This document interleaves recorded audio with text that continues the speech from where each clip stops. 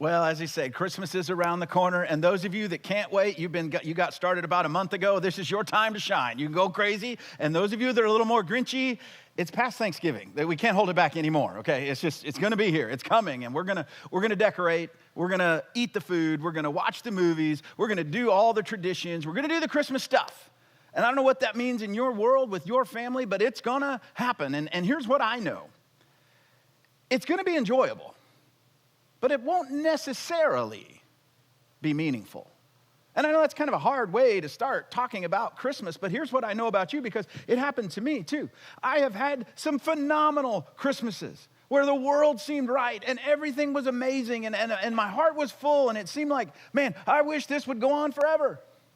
I've had some so-so Christmases, right? I mean, it's okay. It wasn't bad, but it wasn't great either. And I've also had some, well, just to be honest, some bad Christmases. Maybe you have too. And so just because it's Christmas, it doesn't necessarily mean that everything is going to be wonderful. It doesn't necessarily mean that your family is going to have special moments.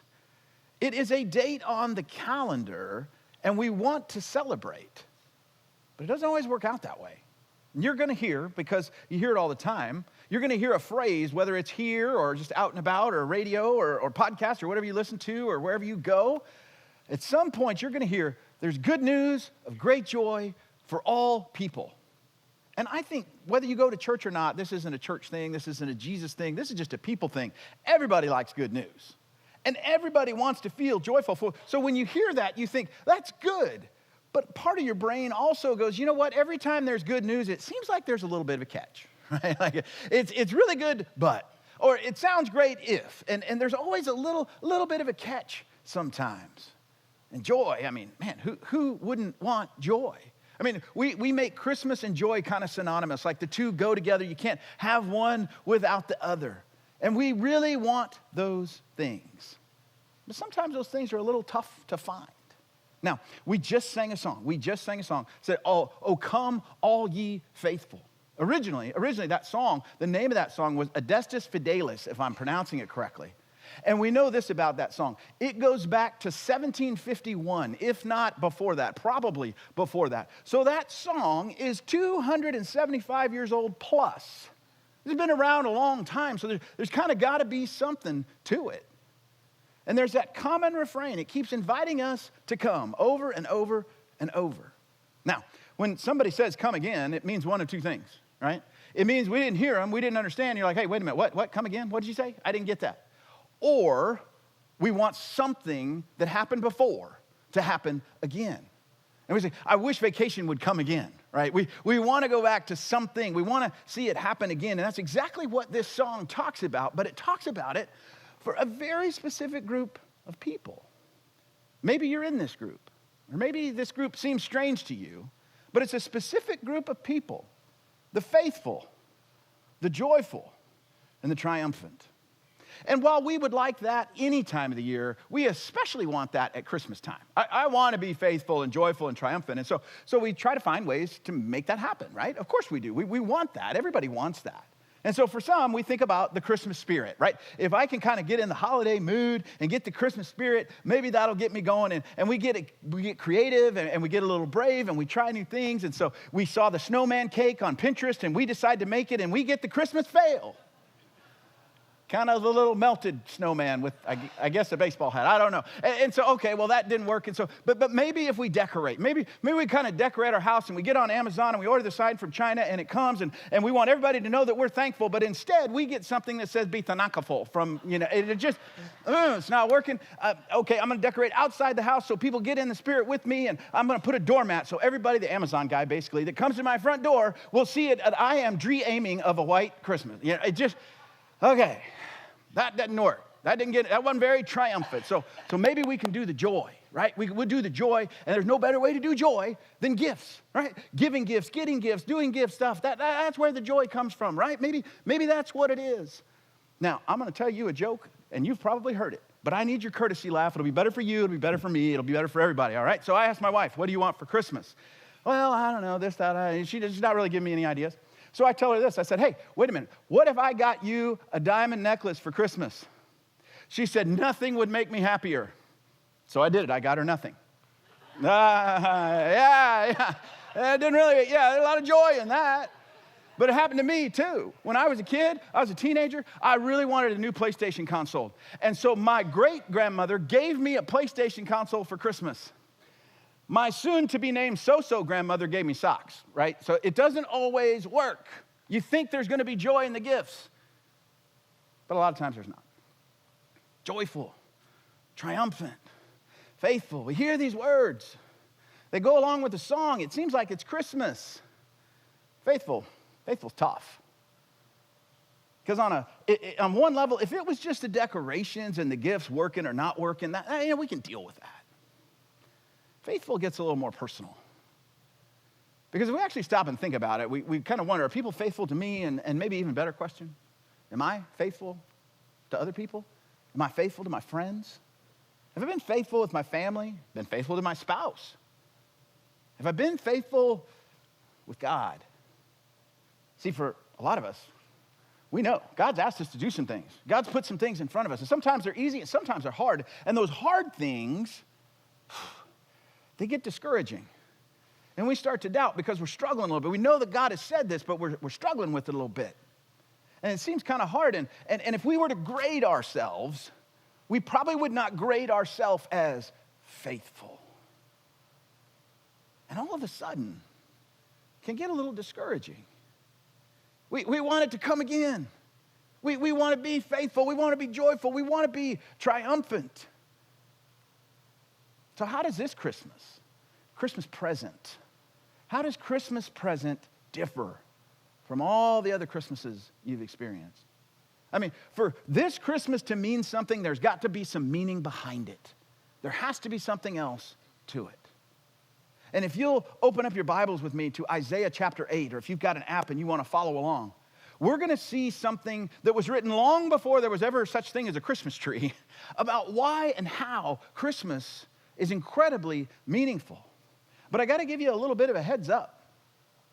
He's going to start in a hard place. And I think, this is just my opinion, I think he's starting there because he wants to show the contrast. He wants to point something out and kind of force us to look at something that we don't want to look at. But we need to look at it because, first of all, it's true. And second of all, it helps set the context of what's actually happening. And Isaiah, he lived in about 700 BC. And he writes about the world that he sees. He writes about the world that is to come, but he does it in an unusual way. And we'll talk about that as we get into it. And we're going to jump right into the middle of something because it's the best description that I have found of what Isaiah is trying to say. In Isaiah chapter 8, verse 21, I got to warn you, it's a little dark. He's talking about what he sees happening around him. The people are distressed. They're hungry. They roam through the land when they are famished. They will become enraged. And looking up, they will curse their king and their God. And they will look at the earth and see only distress and darkness and fearful gloom. And they will be thrust into utter darkness. Merry Christmas, right? It sounds awful. He's describing something. He's describing the world that he sees people living in. And when I say people, he means all people. He says there's a darkness. In my translation, those last words, it says utter darkness. Yours may say profound darkness. The literal translation, it is the death shadow. Man, it sounds awful. If you've been around church, you've heard the 23rd Psalm, and maybe if you haven't, maybe it's just because it's been quoted in songs. You know exactly what he's talking about. Because in Psalms 23, it talks about walking through the valley of the shadow of death. Same word, same idea. He's saying this death shadow is everywhere. You can't escape it. The darkness is what he's trying to convey. The darkness was with them. The darkness was around them. The darkness was in them. There's no getting away from it. And it left people with this just horrible, horrible mindset. They have an attitude of anger.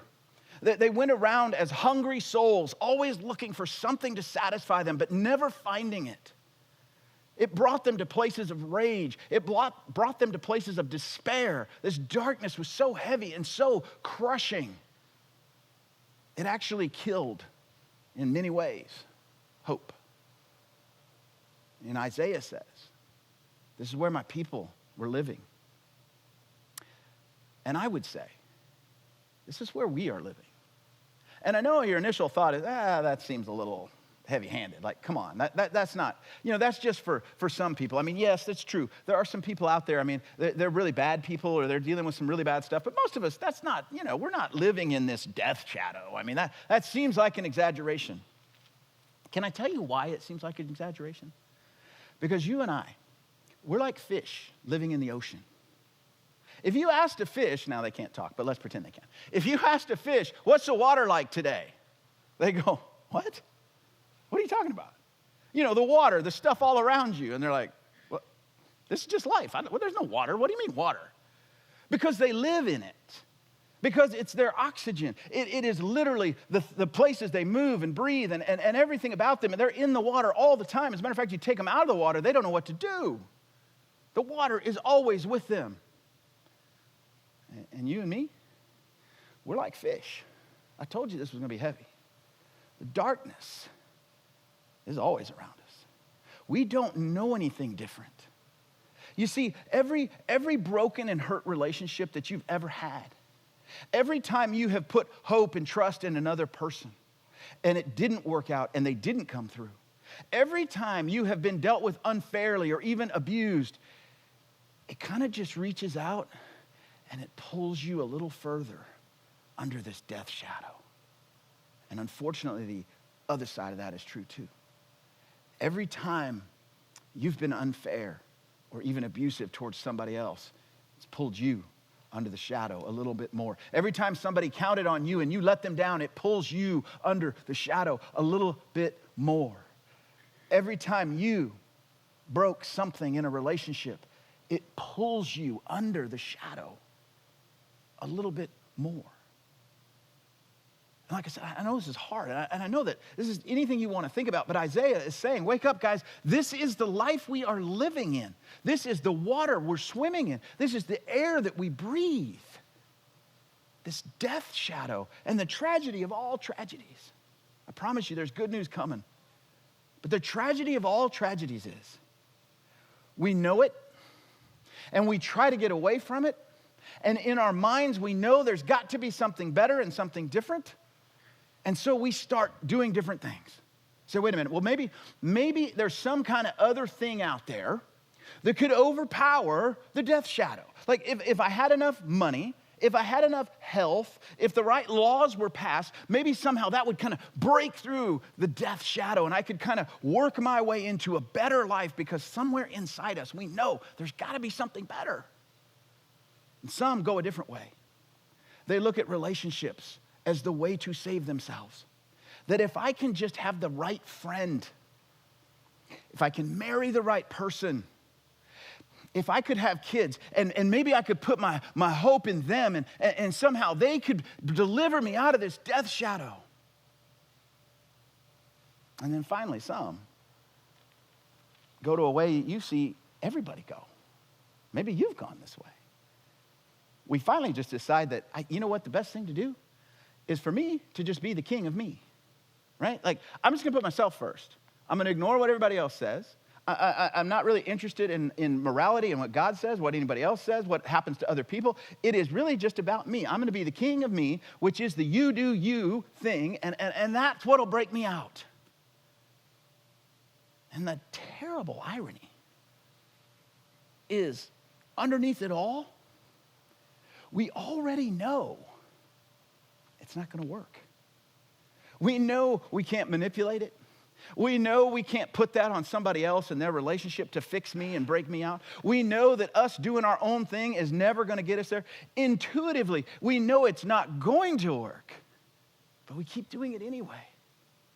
And all along, we have this sneaking suspicion, there's got to be something better. There's got to be something better than living the life we're living under this death shadow, whether we would use those words or not. There has to be.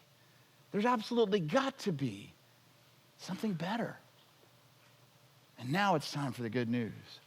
Isaiah says, look, you got to face reality, right? You can't keep fooling yourself. You got to deal with reality. But then he says, there's something coming. Look at Isaiah chapter 9, verse 1. He says, nevertheless, all that's true, all that's right, all those things that I just described, but you know what else? There will be no more gloom for those who are in distress. In the past, he humbled the land of Zebulun and the land of Naphtali, but in the future, he will honor Galilee of the nations by the way of the sea, beyond the Jordan. He's describing a certain geographic area in the land of Israel that had really been oppressed and really had a difficult time. And he's saying in verse 2, the people walking in darkness have seen a great light. Those living in the land of deep darkness, a light has dawned. Have you ever had a moment of just intense relief? Where you just, and I don't mean, you got a raise, which is great. I don't mean, something worked out or something you were scared about turned out to be good. I'm talking about intense, life-defining. You look back, that was like my top moment of relief in my life when this happened. For me, it was probably about 23 years ago. My youngest daughter, Lauren, was born. And she was born almost 3 months early. And so one of the things that happens when that is the case is they end up staying at the hospital. So she lived at the hospital for at least 3 weeks, maybe a little more than 3 weeks, but she lived at the hospital for 3 weeks. And the first shock of you go to the hospital to have the baby and you go home, but you don't have the baby. I mean, that was strange. And then we weren't allowed to touch her. You had to use these little gloves and arms that reached in at first before we could actually hold her. And so there's all the strain and struggle of that. And then they finally send her home, and that was great. That was good, but we were not out of the woods because they said she has to wear a heart monitor. And this thing has to be on 24/7 because they didn't want to say it because her heart could stop. And if it does, she's going to die. And so we take her home, and she has this heart monitor on, and she has to wear it for about 3 months. And thankfully, it only went off once or twice. But in the middle of the night, when it goes off, and it sounds like a siren in your ear, and you go running down the hallway, and you throw the door open, and you realize she just kind of twisted over, and it came off. But it just gets you. And finally, after 3 months, she didn't have to wear the monitor anymore. But if you remember the COVID lockdown, she was basically locked down because a respiratory virus would have been incredibly dangerous for her. And so for her and for her mom, my wife, Donna, they were 10 months not leaving the house, didn't even go to the grocery store because it wasn't enough that she didn't get sick. We couldn't get sick either. And so finally, after 10 months of this, I can remember so clearly that moment sitting in the doctor's office when he says, I think we're out of the woods. And it was just, I can't really compare any feeling I've had to it. It was just such intense relief. All the panic, all the nervousness, every sniffle, every cough, for months on end, wondering, is this, is that, could it be? And finally, relief. That is the intensity that Isaiah is describing. What happens when light breaks through and the death shadow is broken. The weariness, the burden that you've dealt with, it comes and it's relieved and the weight comes off. The thing that's been around your neck is replaced with something that's comfortable and fits you. And it's not done out of anger or resentment. It's done with humility and gentleness. When you have been living in the death shadow and a light shines, everything changes. That's what Isaiah is talking about. And it is phenomenal because we understand the symbolism, don't we? We get light and darkness. Everybody gets that. We get that light is better than dark. We feel better when the lights are on. We feel more comfortable, more confident. We feel safer. Everything is different when the lights are on. When it's dark, when it's a heavy darkness, when it's a despairing kind of darkness, everything seems awful. So we get the contrast, but the reality is, as cool as that is, something's got to change. You can't just talk about light and dark and say, well, everything's good now. Like Christmas now has meaning because light and dark, right? And the lights are on. It's like, no, something had to change. Something meaningful has to happen. If you'll look at Isaiah chapter 9, verse 6, he describes the meaningful.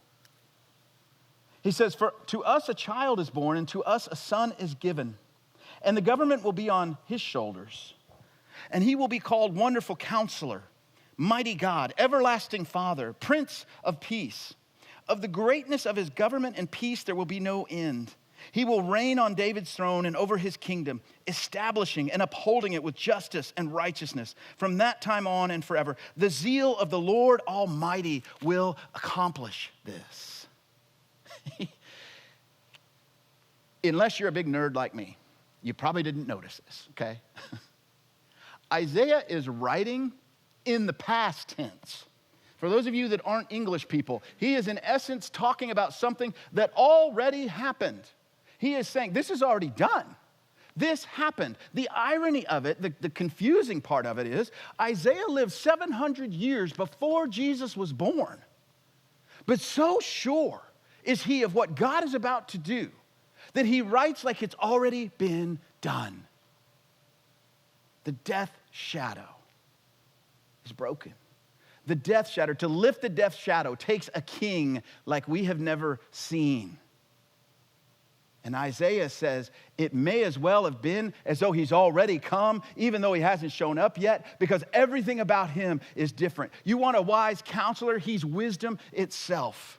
You want an eternal father? He is the source of eternal hope. Do you want peace? He is peace itself. He has already come. He is already here. His kingdom is inevitable. It cannot be stopped. It will not be stopped. It is not stopped right now. Nothing changes without his permission. The death shadow is broken, and he will lead and he will move forward in justice and righteousness. And it says the zeal, the passion, the fire of God himself guarantees that it will happen. It's already done. His kingdom is inevitable. Most of you know the Christmas story, at least parts of it. You know that Mary is a young teenage virgin girl, and an angel appeared to her and told her, you're going to be pregnant, you're going to have a baby, you're going to name him Jesus, and he's going to save his people from their sins. There's something amazing in that message, though. Just like Isaiah wrote about all these incredible things as though they were already done, even though they hadn't happened yet. In Luke 1:36, the angel speaks, and he tells Mary something, and he doesn't make a promise. He tells her something as though it is a fact. And I want to read this with you, so let's put it up on the screen. This is an incredible statement. The angel speaking to Mary says, he will be great and be called the Son of the Most High. We've heard that before. The Lord God will give him the throne of his father David, and he will reign over Jacob's descendants forever. We kind of know that. We kind of get lost in that at Christmas sometimes. But this last phrase, his kingdom will never end. I mean, think through that for a second. His kingdom will never end. Like, there's no stopping point. There's no border. There's no place where it doesn't go on. As I said earlier, it is inevitable. Today, there's about 8 billion people on the planet. It's a lot, probably more than any other time there's ever been in human history. 8 billion people on the planet. Estimates are, and these are rough estimates, that about 2.4 billion, with a B, are followers of Jesus, which is pretty incredible because it started 2,000 years ago with 11. So he went from 11 to 25% or 40%, or somebody do the math, whatever it is, percent of the population of the planet. It is inevitable. It cannot be stopped. It has been, it will be, it is so now. He is going to transform every single piece of creation. There is no part of creation that will not be touched. Jesus looks over all of it. He is going to redeem it, and his kingdom will extend beyond it. It will never end. It cannot be stopped. It cannot be contained. This king, like we've never seen, that I just described, it will go on and on and on. The Bible tells us that there will come a day that every knee will bow and every tongue will confess. It cannot be stopped. It is inevitable. He will transform every molecule of creation. And it leads me to ask a question. Has his kingdom extended to you? Has your heart been transformed? You see, Isaiah wrote about it as though it had already happened. The angel spoke about it. It was already going on, even though he hadn't even been born. And we have promises all throughout Scripture that everything is going to be touched and changed by this king. Has it extended to you? You see, a lot of us, when we're under that death shadow, like I said, we try all kinds of different things. We want different answers. We want different solutions. We want something else. Unfortunately, most of those efforts leave God out of the picture. And maybe that's where you are today. Maybe you're feeling the weight of it, the darkness of it. You would love to have a little more joy, a little more triumph in your life. And you've tried some different things. And you got some ideas about some other things you could do. And it's going to be a new year. And I'm going to do this. And I'm going to do that. And somehow, some way, it's going to be better. Can I ask you a question? And this is not a gotcha question. This is a question out of love and compassion and concern for you. Because I've been under the death shadow too. How is that working out for you? How are all the things you've been doing and all the plans that you have and all the efforts you've been making, how is that working out for you? Is it working out for you? Because in my experience, it doesn't. And as I said earlier, that sneaking suspicion that there's something better, you know it, you have it, it's there, but there's also that sneaking suspicion that the next thing I try isn't really going to work any better than the last thing I tried. His kingdom is inevitable. It extends across all of creation. Does his kingdom extend to your heart? Has it changed you? Has it transformed you? Because it's only by becoming a follower of Jesus that the death shadow breaks, that the relief comes, that you get to celebrate with joy and triumph because the King has come. The child that was given for us has come to us. And that's why we want to come again. That's why we adore him. That's how we live with joy and triumph. The songs are great. The gift giving is wonderful. Eat the food, do the stuff, do all of those things. Because a child has come for us. The King has made himself available to us. Would you pray with me? Father, Christmas really is an incredible time. We love being with our family, being with our friends, enjoying all the good things in this life. But we know none of it really has any substance to it if the King hadn't come for us. And so, Jesus, we thank you that you came. We adore you. We celebrate who you are and what you have done. And Father, the invitation for those of us that feel the weight of the death shadow, it is such an incredible relief. Father, give us the courage to trust what 2.4 billion people have come to find as the truth. That you are inevitable. That your kingdom has come. That the death shadow is broken. We pray these things in Jesus'